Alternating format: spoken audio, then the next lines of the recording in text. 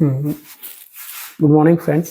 आज हम देखेंगे गुणज और गुणनखंड। गुणज और गुणनखंड, गुणज किसको कहते हैं और गुणनखंड किसको कहते हैं। गुणज और गुणनखंड।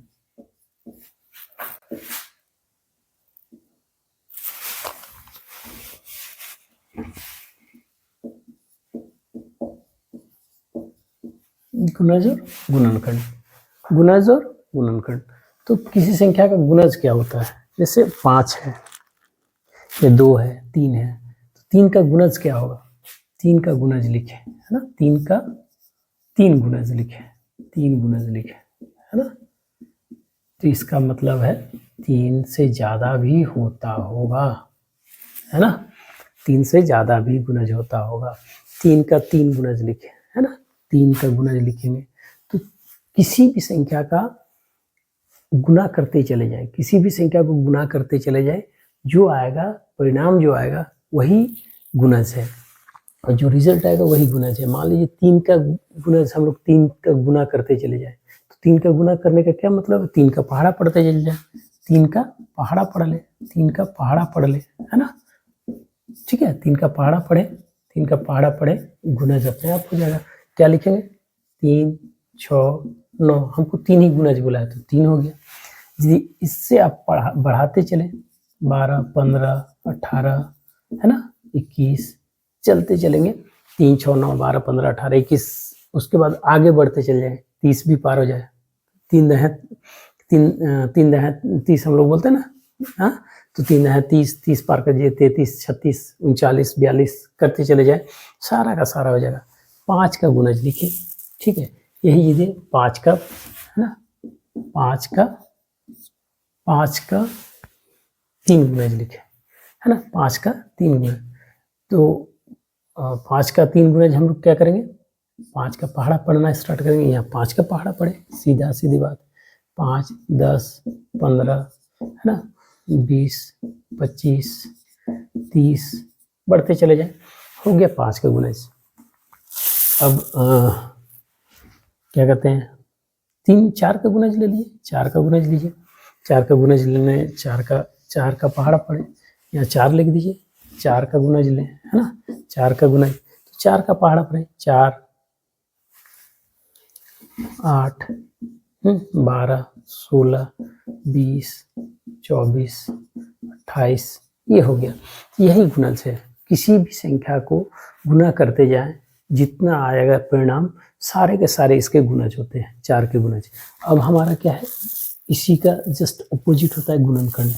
गुणनखंड क्या होता है, किसी संख्या को भाग देने पे, है ना। गुणनखंड किसी संख्या को यदि हम निकाल लेते हैं, कोई एक संख्या ले लेते हैं, 10 को भाग देते हैं, 1 से भाग देंगे, है ना, तो 10 बार में चला जाएगा 10, ठीक है। 2 से भाग देंगे तो 5 बार में चला जाएगा 10। 3 से भाग देंगे नहीं खाएगा, 4 से नहीं खाएगा, 5 से खाएगा, 5 गुना 2, 10। फिर 6 से देंगे नहीं खाएगा, 7 से नहीं खाएगा, 8 से नहीं खाएगा, 9 से नहीं खाएगा, 10 से खाएगा, 10, 1 10, ठीक है। तो इस प्रकार से आप चाहें तो यहीं से कर ले, 1, 2, 5, 10, ये आपका गुणनखंड क्या हो जाएगा, गुणनखंड हो जाएगा। गुणनखंड हो जाएगा आपका 1, 2, 5 और 10, है ना। 1, 2, 5 और 10, तो इस प्रकार से हम लोग गुणनखंड निकाल सकते हैं। अब हमारे पास और एक बात हो जाता है, और एक बात क्या होता है कि देखिए 2 प्रकार है। जब आपका निकल गया, रिपीटेशन होना स्टार्ट होता है, तो यहाँ से भी आप इसको फाइंड आउट कर सकते हैं। 1, 2, 5, 10, 1, 2, 5, 10। तो रिपीटेशन को आप नहीं निकाल करके, रिपीटेशन जैसे होगा उसको छोड़ देंगे तो उससे टाइम बचेगा। आप इस प्रकार कर लीजिएगा तो एक लाइन में आ जाएगा, एक लाइन पे आप कर सकते हैं, है ना। 5 गुना 2, 10, है ना, 10 1 10। तो इस प्रकार से आप उसका गुणनखंड निकाल सकते हैं। अब गुणनखंड में और एक चीज आ जाता है, और एक चीज गुणनखंड में आता है क्या, हम कोई और ले लेते हैं, कोई एक संख्या ले लेते हैं, कोई एक संख्या लेते हैं, कितना ले लें, 12, है ना। 12, 12 ले लेते हैं, 12 का गुणनखंड करेंगे, है ना।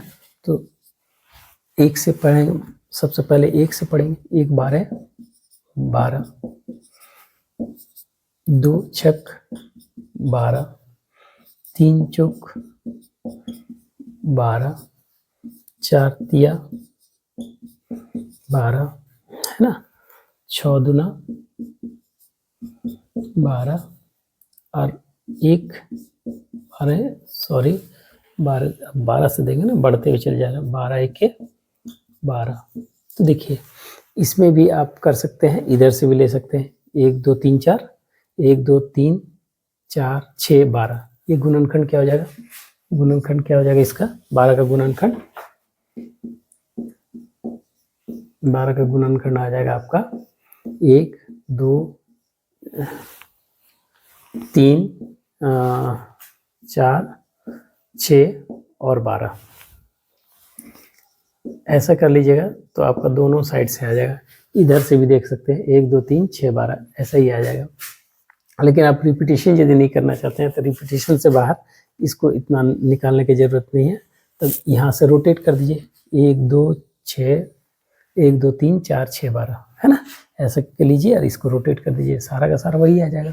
ठीक है, तो इस प्रकार से हम लोग कर सकते हैं। रिपीटेशन हो जाए तो रुक जाएंगे और इस प्रकार से लेंगे 1 2 3 4 6 12, इस प्रकार से ले लेंगे तो हमारा क्या है, गुणनखंड आ जाएगा। ऐसे करके यू शेप में ले लेंगे तो गुणनखंड आ जाएगा। एक चीज़ और आता है कि इसको हम लोग ऐसे भी गुणनखंड निकाल सकते हैं, लेकिन उसमें थोड़ा क्लिष्ट हो जाता है, तो बड़ी संख्याओं के लिए सही रहेगा। तो उसमें अभाज्य गुणनखंड टाइप का हो जाएगा आपका, 16 ले लीजिए या 12 ले लीजिए, 12 ले लीजिए, 12 ले लीजिए। तो हम इसको क्या करेंगे, 2 से यहाँ से भाग देना स्टार्ट किया, 2 छक 12, 2 तिया 6, है ना, 3 1 के 3। तो हमारा यहाँ पर अब देखिए हमारा क्या है, हमारा उसमें क्या आ रहा था गुणनखंड, देखिए उसमें आ रहा था गुणनखंड, हमारा गुणनखंड 12 का क्या आ रहा था, गुणनखंड आ रहा था 1 2 3 4 6 और 12, यही आ रहा था, है ना। इस तरीके से हमारा देखिए 1 2 3 4 5 6 6 12 नहीं आ रहा है, इसमें हमारा 4 छूटा हुआ है ना, 4 छूटा हुआ है। 6 आप इसको ऐसा कीजिएगा, 2 लिए, है ना, 12 लिए, 6 लिए, 3 लिए, 1 लिए, हाँ इस प्रकार ले लिए, या फिर इसको आप, हाँ ठीक है इसको रहने दीजिए। तो आपका क्या हो जाएगा, 2 6 3 1 3 2 2, इस प्रकार से आएगा। तो आपको इसमें क्या होता है, जब बड़ा संख्या लेंगे तो ये क्या निकल गया, अभाज्य गुणनखंड। अभाज्य गुणनखंड निकालने का ये सबसे अच्छा तरीका है। लेकिन आपको इसमें क्या करना है, 2 दूना 4, सबसे पहले तो 1 होगा, 1 है, फिर 2 होगा, 2 ले लिए, 3 है, 3 ले लिए, 4 नहीं आ रहा है, तो हमको इसका गुणनखंड निकालने का तरीका है, 2 गुना 2 करेंगे, कितना होगा 4, फिर 2 दूना, इसको फिर इसको लीजिए, 2 2 3, है ना, तो 2 2 3 तीनों को ले लीजिए, 2 दूना 4 4 3 12, तो 12 ऑलरेडी यहाँ पर है तो ये 12 कर दीजिए, ठीक है। और फिर आपका क्या है, गुना 1, तो वो फिर 12 ही आ रहा है, छोड़ दीजिए उसको। आपका इसके बाद फिर इस संख्या को छोड़ करके इसको लीजिए, 2 3 क्या हो जाएगा, 6 होगा, फिर 2 3 1, 2 3 1 ले लिए, ठीक है। तो ये हो जाएगा, लास्ट में टोटल संख्या को लीजिएगा तो आपका क्या है, ऑलमोस्ट सभी का सभी आ जाएगा। लेकिन इसमें क्या होता है कि आपका गलती होने का चांसेस रहता है और थोड़ा सा सतर्क रहने का ज़रूरत है। तो इसमें से इसका ज़रूरत है, इस प्रकार से गुणनखंड निकालना जरूरी नहीं है। मान लीजिए 16 का निकाल रहे हैं ऐसे, 2 है ना, 16 का 8, फिर 2 4, फिर 2 2, है ना, फिर 2 1, तो हमारा इस प्रकार से ये क्या आ जाएगा, 2 आएगा, 4 आएगा, 8 आएगा, 16 आएगा, संयोग से इसमें आ गया सारा का सारा 1 आ जाएगा, है ना।